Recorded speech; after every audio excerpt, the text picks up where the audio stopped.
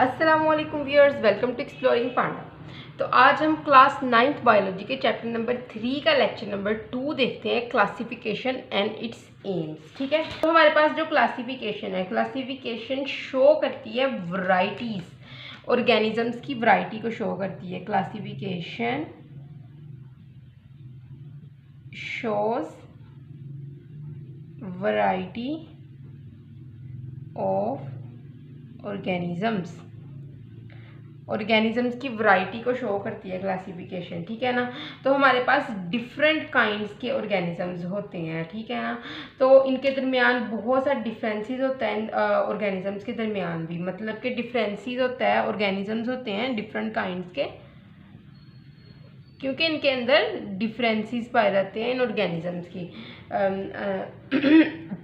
के दरमियान में। ठीक है ना, तो ये डिफरेंसेस का मतलब क्या है? इख्तलाफ, मतलब इख्तलाफ हैं, यानी कि शक्लो सूरत के लिहाज से, बनावट के लिहाज से एक दूसरे से मिलते जुलते नहीं होते। इस तरह के आपके जो सिबलिंग्स हैं वो आपसे बिल्कुल शक्लो सूरत के हिसाब से नहीं मिलते। ठीक है ना, उनका जो इंटेलेक्चुअल लेवल है सबका डिफरेंट है। ठीक है ना, समझने की सलाहियत डिफरेंट है। तो एक इसलिए कहते हैं कि जानदारों में डिफरेंस पाए जाते हैं। ठीक है ना, यहाँ पे डिफरेंस पाए जाते हैं। तो 10 मिलियन काइंड्स के ऑर्गेनिजम्स पूरी दुनिया में पाए जाते हैं। 10 मिलियन काइंड्स। 1 मिलियन में कितने लाख होते हैं? 10 लाख। और 10 मिलियन में 100 लाख, यानी कि 1 करोड़। 1 करोड़ किस्म के ऑर्गेनिजम्स पूरी दुनिया में पाए जाते हैं। ठीक है, तो लेकिन 1.5 मिलियन जस्ट स्पीशीज़ जो होती हैं ना एनिमल्स की, वो अभी तक डिस्कवर्ड की गई हैं। ओनली 1.5 मिलियन स्पीशीज़ अब तक जस्ट 1.5 मिलियन स्पीशीज़ को साइंटिस्ट ने डिस्कवर्ड किया है। ठीक है ना, तो 1.5 का मतलब क्या है कि 15 लाख, जस्ट 15 लाख, पूरे 1 करोड़ में 15 लाख जो हैं वो अभी तक डिस्कवर्ड हुई हैं। और किसकी स्पीशीज़ है? एनिमल्स की अभी तक डिस्कवर्ड हुई हैं। ठीक है ना, टोटल 10 लाख हैं। ठीक है ना, इसके अंदर एनिमल्स और प्लांट्स दोनों पाए जाते हैं। 1.5 मिलियन स्पीशीज़ एनिमल की अभी तक डिस्कवर्ड हुई हैं, और 0.5 मिलियन स्पीशीज़, मतलब कि जस्ट जो है वो 0.5 मिलियन स्पीशी, मतलब 5 लाख स्पीशीज़ जो हैं वो 15 लाख एनिमल्स डिस्कवर्ड हुए हैं, और 5 लाख जस्ट प्लांट्स अभी तक डिस्कवर्ड हुए हैं। ठीक है, तो और आलमोस्ट 0.5 से लो, ठीक है ना, 0.5 से भी कम जो हैं वो माइक्रो ऑर्गेनिजम्स डिस्कवर्ड हुए हैं। ठीक है, माइक्रो ऑर्गेनिजम्स डिस्कवर्ड हुए हैं, 0.5 से भी कम माइक्रो ऑर्गेनिजम्स डिस्कवर्ड हुए हैं। ठीक है, तो ये जो सारी वैरायटी है, इसके अंदर small organisms, large organisms, simple organisms, ठीक है, और और कम्प्लेक्स ऑर्गेनिजम्स पाए जाते हैं। ठीक है, तो अगर हम बात करें स्मॉल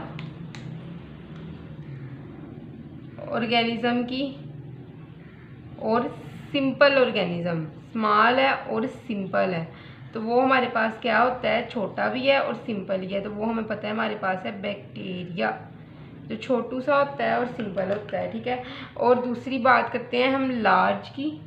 लार्ज भी है और कम्प्लेक्स भी है ऑर्गेनिज्म। तो हमारे पास वो क्या है? ओब्वियसली हम खुद ह्यूमंस बड़े भी हैं और कॉम्प्लेक्स भी हैं। ठीक है ना, तो सिंपल क्यों है ये? क्योंकि इसकी जो बॉडी जो सिर्फ एक सिंगल सेल के ऊपर कंसिस्ट करती है, मतलब कि ये एक सेल है ना बैक्टीरिया का, यही सारी ज़िंदगी है। ठीक है ना, यही हर चीज़ है। ये सेल जो है इसी के अंदर ही सारे केमिकल प्रोसेसेस बनते हैं, मतलब कि एक सेल ही बैक्टीरिया है, एक सेल सिर्फ। ठीक है, यूनिसेलुलर इसीलिए हम इसको कहते हैं। यूनी का मतलब होता है 1 और सेलुलर मतलब सेल, तो वन सेल वाला, यूनिसेलुलर मतलब 1 सेल्ड, एक सेल के ऊपर कंसिस्ट करती है पूरी बॉडी। तो इसको हम प्रोकैरियोट भी कहते हैं। ये बात आपने याद रखनी है, ये जो है बेसिक्स चीज़ें हैं, प्रोकैरियोट्स कहते हैं हम। ठीक है ना, तो प्रो का मतलब क्या होता है? प्रो कहते हैं किसी चीज़ की स्टार्टिंग स्टेज को। ठीक है, प्रो मीन किसी भी चीज़ की स्टार्टिंग जो लेते हैं हम लोग। ठीक है ना, तो प्रो, और कैरियोट मीन न्यूक्लियस, मतलब कि कंप्लीट न्यूक्लियस नहीं इनके पास होता है, न्यूक्लियस की स्टार्टिंग स्टेजेस होती हैं इनके अंदर, ठीक है ना, कंप्लीट न्यूक्लियस नहीं पाया जाता, प्रोकैरियोट्स कहते हैं इसको, इसीलिए हम, ठीक है।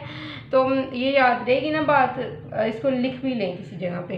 तो ह्यूमंस जो होते हैं इनके अंदर एक सिंगल, ये यूनिसेलुलर नहीं, ये मल्टी होते हैं, मल्टी सेलुलर। मल्टी का मतलब मैनी होता है ना, वो कहते नहीं होते मुझे मल्टी कलर की जो है वो ड्रेस चाहिए, मुझे मल्टी कलर की चूड़ियाँ चाहिए, तो मतलब मल्टी के अंदर सारे कलर्स आ जाते हैं। इसी तरह ही सेलुलर मतलब मल्टी सेलुलर मतलब सारे सेल्स मिलके जो होते हैं वो पूरी बॉडी बनाते हैं, ठीक है ना। तो ये कौन से होते हैं, यूकैरियोट्स, यूकैरियोट्स, ठीक है। जो होते हैं हमारे पास लार्ज कॉम्प्लेक्स ऑर्गेनिज्म बनाने वाले जो सेल्स होते हैं उनको हम यूकैरियोट्स कहते हैं, ठीक है। तो इस वैरायटी के अंदर ना स्पेशलिटी जो ऑर्गेनिजम्स की होती है वो डिफरेंट होती है, ठीक है। डिफरेंट स्पेशलिटी होती है ऑर्गेनिजम्स की। कुछ ऑर्गेनिजम्स जो होते हैं ये क्रीप करते हैं ऑन देयर बेलीज, जिस तरह के बहुत से वॉर्म्स वगैरह होते हैं, ठीक है ना, ये सूंडियाँ वगैरह, ठीक है। तो जो अपनी बेलीज के ऊपर क्रीप करती हैं। कुछ जो होते हैं ये सम वॉक, कुछ चलते हैं, टांगें होती हैं उनकी, जिस तरह के शीप्स वगैरह हो गया हमारे पास, ठीक है ना, जो अपनी टांगों पे चलेंगे, या फिर इंसेक्ट्स वगैरह हो गए जिनकी भी टांगें होती हैं, ये अपनी टांगों पे चलते हैं, ठीक है। और कुछ जो होते हैं वो कुछ फ्लाई करते हैं, जिस तरह के बर्ड्स वगैरह हमारे पास हैं जो उड़ती हैं, ठीक है। और कुछ जो होते हैं वो स्टेशनरी भी होते हैं। मतलब स्टेशनरी वर्ड का मतलब क्या होता है कि एक जगह ही पड़े रहते हैं, आलसी बेचारे, लेकिन उनके हाथ में कुछ नहीं होता, ये नॉन मोटाइल होते हैं, ये किसी भी किस्म की मूवमेंट शो नहीं करते, नॉन मोटाइल। तो ये कौन से होते हैं, प्लांट्स, ठीक है, ये स्टेशनरी होते हैं, ठीक है। All these term make us understand about classification, ये सारी टर्म्स हमें बताती हैं कि क्लासिफिकेशन होती है, कि हमने डिफरेंट कैटेगरीज बता दी हैं, क्रीप करने वालों की, कुछ चलने वालों की, कुछ उड़ने वालों की,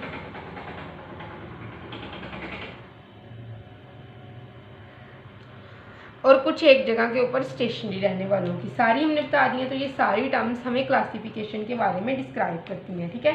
तो नेक्स्ट अब हम बात करते हैं कुछ प्रॉपर डेफिनेशन की, क्लासिफिकेशन की। प्रॉपर डेफिनेशन है हमारे पास क्लासिफिकेशन की, प्रॉपर डेफिनेशन हम बात करते हैं क्लासिफिकेशन की कि एक अच्छी डेफिनेशन कौन सी होगी।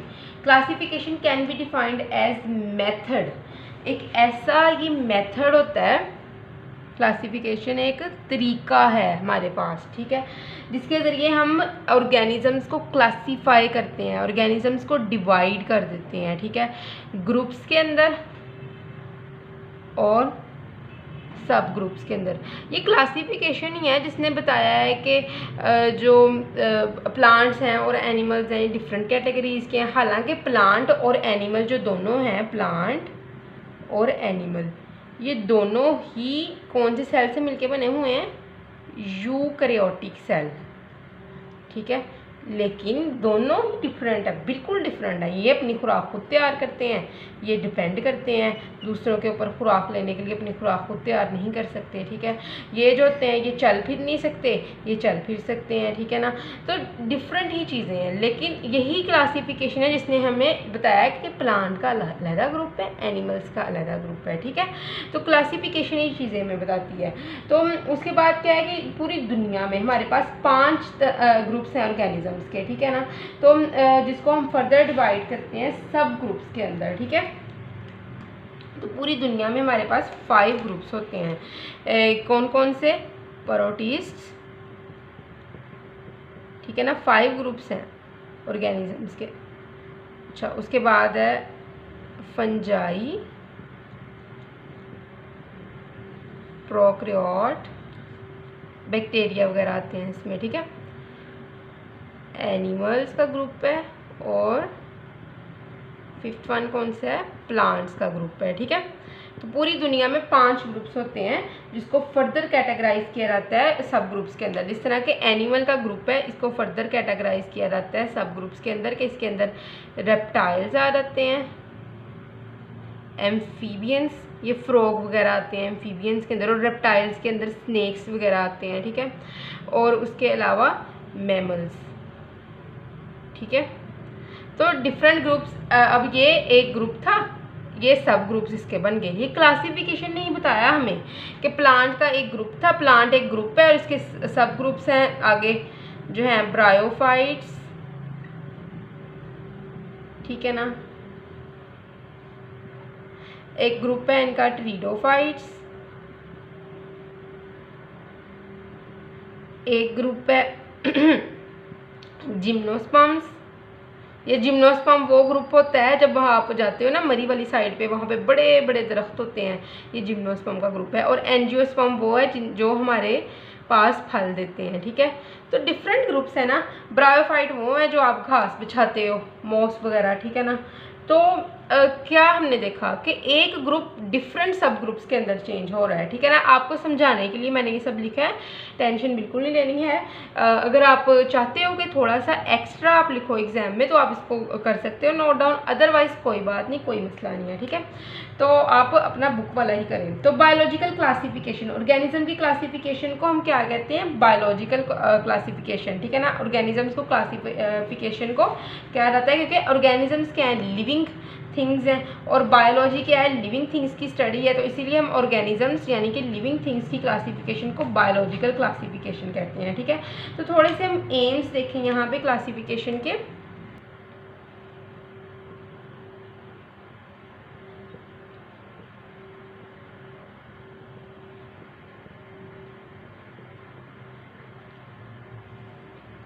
तो अगर हम एम्स की बात करेंगे, क्लासिफिकेशन के एम्स देखने से पहले हम बायोलॉजी की 2 ब्रांचेस के बारे में पढ़ते हैं, ठीक है ना। तो यहाँ पे पहले वो देखेंगे, 2 ब्रांचेस हैं बायोलॉजी की जिसके बारे में भी हम पढ़ेंगे क्लासिफिकेशन के एम्स को देखने से पहले। एक होती है टैक्सोनॉमी।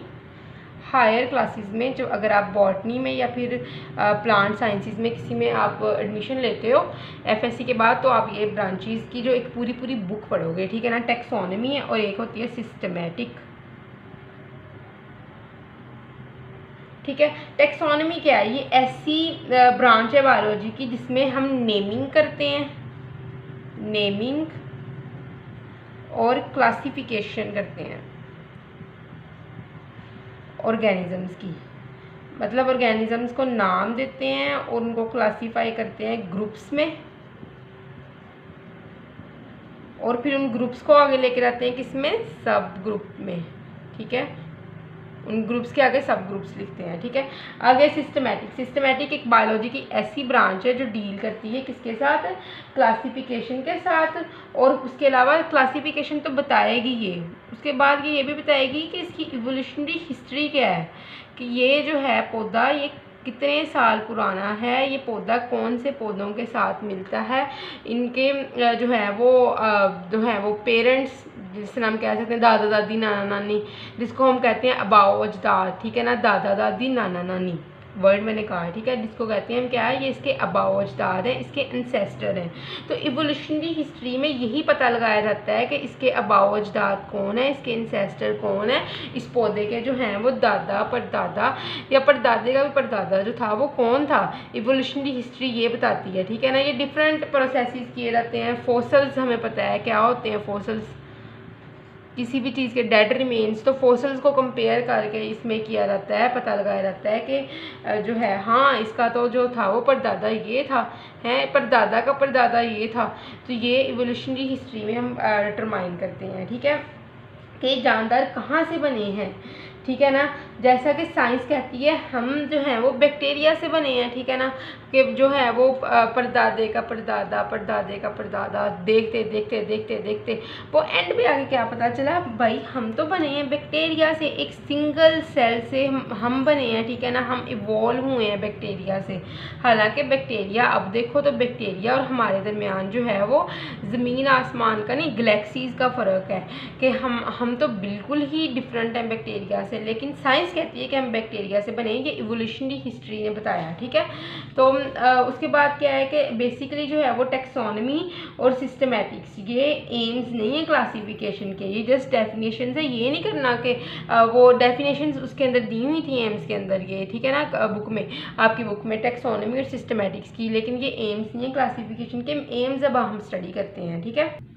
तो एम पहला क्या है कि similarities and differences can be determined among organisms. ठीक है, क्या होता है क्लासिफिकेशन का सबसे पहला मकसद है कि सिमिलैरिटीज एंड डिफरेंसेस।